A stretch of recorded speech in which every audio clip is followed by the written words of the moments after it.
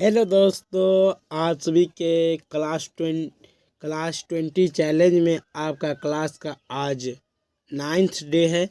आप पीछे का 8 क्लास कर लीजिए, इससे एक भी क्वेश्चन बिहार बोर्ड में बाहर जाने वाले नहीं है। चलिए अपने क्लास की ओर बढ़ते हैं। हमारा आज का क्लास एक जो स्टार्ट होने वाला वही 10 से 15 मिनट का होगा। आप इतना कर लेते हैं लगातार तो एक भी क्वेश्चन बिहार बोर्ड में नहीं बाहर जाएगा। एग्ज़ाम से एक दिन पहले का क्लास अवश्य देखें, ठीक है।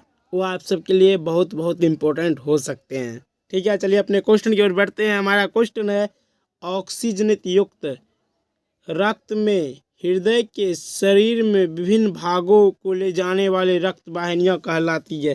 क्या कहलाती है? तो आप सबको हम क्लास में बताए थे, क्या कहलाती है? धमनियाँ कहलाती है। चलिए अपने नेक्स्ट क्वेश्चन की ओर बढ़ते हैं। हमारा नेक्स्ट क्वेश्चन, रक्त में हल्के पीले रंग एवं चिपचिपे द्रव को क्या कहते हैं? तो क्या कहते हैं? तो प्लाज्मा कहते हैं। क्या कहते हैं? प्लाज्मा कहते हैं। क्या कहते हैं? प्लाज्मा कहते हैं। चलिए अपने नेक्स्ट क्वेश्चन की ओर बढ़ते हैं। हमारा नेक्स्ट क्वेश्चन है, पौधे के किन पौधे की पत्तियों पे स्टोमेटा अनुपस्थित होते हैं? 53 नंबर का क्वेश्चन देख लीजिए, किन पौधे पे पत्तियों पे अनुपस्थित होते हैं?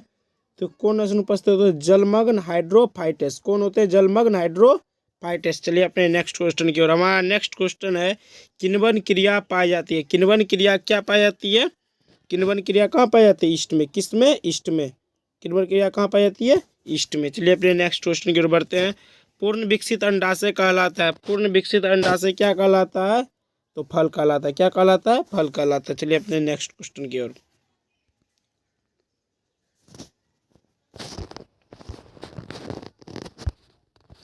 ग्लूकोज का रासायनिक सूत्र क्या होता है? ग्लूकोज का रासायनिक सूत्र क्या होता है? C6H12O6, ठीक है। तो चलिए अपने नेक्स्ट क्वेश्चन की ओर बढ़ते हैं। हमारा नेक्स्ट क्वेश्चन है, निम्नलिखित में प्रकाश संश्लेषी इकाई किस इकाई कहते हैं? किसको कहते हैं प्रकाश संश्लेषी इकाई? तो क्लोरोप्लास्ट को। किसको कहते हैं? क्लोरोप्लास्ट को। किसको कहते हैं? क्लोरोप्लास्ट को, ठीक है। चलिए अपने नेक्स्ट क्वेश्चन की ओर। अंडो उत्सर्ग का कारण क्या है? तो क्या है? LH hormone. कौन सा है? LH hormone. चलिए अपने नेक्स्ट क्वेश्चन की ओर। निम्नलिखित में जीवों में किसमें अलैंगिक जनन दोखंडन द्वारा नहीं होता है? किसमें दोखंडन द्वारा नहीं होता? तो ईस्ट जो है इसमें दोखंडन नहीं होता है। पैरामेसिया में दोखंडन होता है, ठीक है। एमीबा में पैरा होता है, लेसेनियम होता है, लेकिन ईस्ट में नहीं होता है। ईस्ट में नहीं होता है। इसमें क्या होता है? नहीं होता है। चलिए अपने नेक्स्ट क्वेश्चन की ओर बढ़ते हैं। हमारा नेक्स्ट क्वेश्चन है,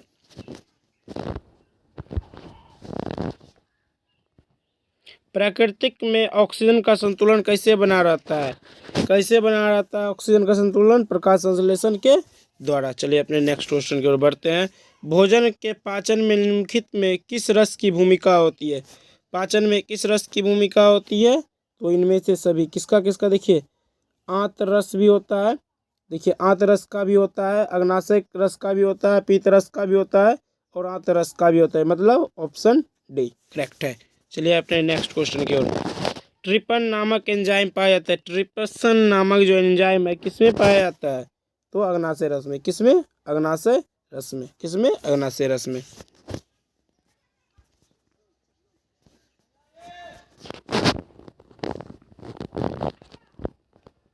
आहार नाल का सबसे लंबा भाग क्या है? छोटी आंत है। क्या है?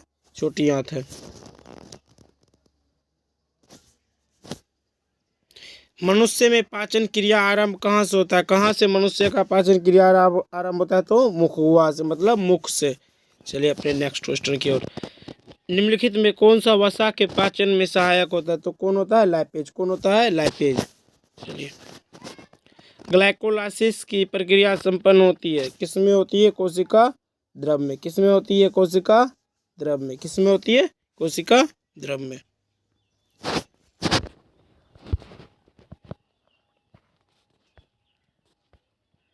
ओजोन परत है। ओजोन परत क्या है? लाभदायी है। ओजोन परत हमारे लिए क्या है? लाभदायक होते हैं। चलिए, निम्नलिखित में कौन फूल में नर प्रजनन अंग है? इसमें से कौन नर जनन अंग है फूल में? ठीक है, तो कौन है? पुकेंसर। पुकेंसर क्या है? नरजनन अंग है। ठीक है, चलिए नेक्स्ट क्वेश्चन की ओर। पौधे में श्वसन क्रिया के अंतर्गत एटीपी टूटने में कितने ऊर्जा मुक्त होती है? तो कितने ऊर्जा मुक्त होती है? 30.5। ठीक है, चलिए अपने नेक्स्ट क्वेश्चन की ओर। एथाइल अल्कोहल किस प्रकार के शोषण से बनता है? इथाइल अल्कोहल किस प्रकार के शोषण से बनता है? तो क्या होगा? अवायवीय। क्या होता है? अवायवीय। रक्त में उपस्थित कौन सी कणिकाएं श्वसन गैसों परिवहन में भाग लेती है? तो कौन सी लेती है? श्वेत रक्त कोशिकाएं। कौन सी लेती है? श्वेत रक्त कोशिकाएं। पादप अपशिष्ट जमा होता है। पादप अपशिष्ट जमा होता है किनमें? इनमें से सभी में।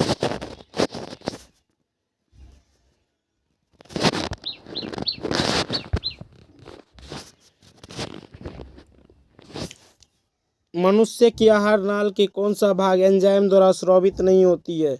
तो किसके द्वारा स्रावित नहीं होता? एंजाइम द्वारा। तो कौन? ग्रास नली। कौन नहीं होती है? ग्रास नली। कौन नहीं होती है? ग्रास नली। ठीक है। मूत्र की सांद्रता किसकी उपस्थिति पर निर्भर करता है? मूत्र की सांद्रता जो होती है किसकी? एडीएच की उपस्थिति। किस पे? एडीएच की उपस्थिति पे। कौन सा हार्मोन पौधे को वृद्धि से संबंधित नहीं है?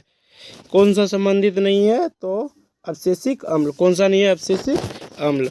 मानव हृदय किस तंत्र का भाग है? मानव हृदय किस तंत्र का भाग है? तो इसमें देख रहे हैं दोनों में, पाचन तंत्र का तो नहीं है मानव हृदय।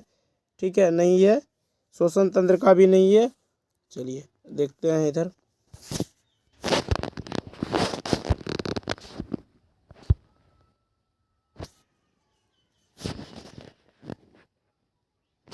उत्सर्जन तंत्र का भी नहीं है। तो क्या होगा? परिवहन तंत्र का। किसका है? परिवहन तंत्र का। चलिए, जीव विज्ञान की वह शाखा जो गुणों के वंशानुक्रम के अध्ययन से संबंधित है, तो क्या कहलाता है? तो क्या कहलाता है? अनुवांशिकी। क्या कहलाता है? अनुवांशिकी।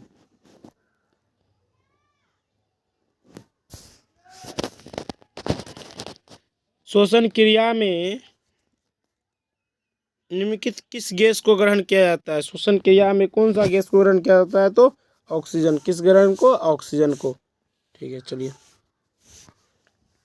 ग्लूकोज में कार्बन के कितने परमाणु होते हैं? ग्लूकोज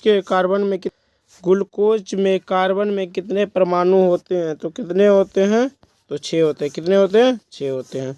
चलिए अपने नेक्स्ट क्वेश्चन की ओर बढ़ते हैं। हमारा नेक्स्ट क्वेश्चन है, देख लीजिए। हमारा नेक्स्ट क्वेश्चन, मस्तिष्क में अनैच्छिक क्रियाओं को नियंत्रण केंद्र अवस्थित रहता है, कौन करता है? तो मेंडुला करता है। चलिए, आपका 80 तक का क्वेश्चन 80 क्वेश्चन था। ठीक है, आज हम 30 करा दिए, 50 पहले के वीडियो में होगा। ठीक है, अगर हम जितना क्लास आपको दे रहे इतना कर लेते तो इससे एक भी बार क्वेश्चन नहीं जाने वाले। ठीक है, थैंक यू।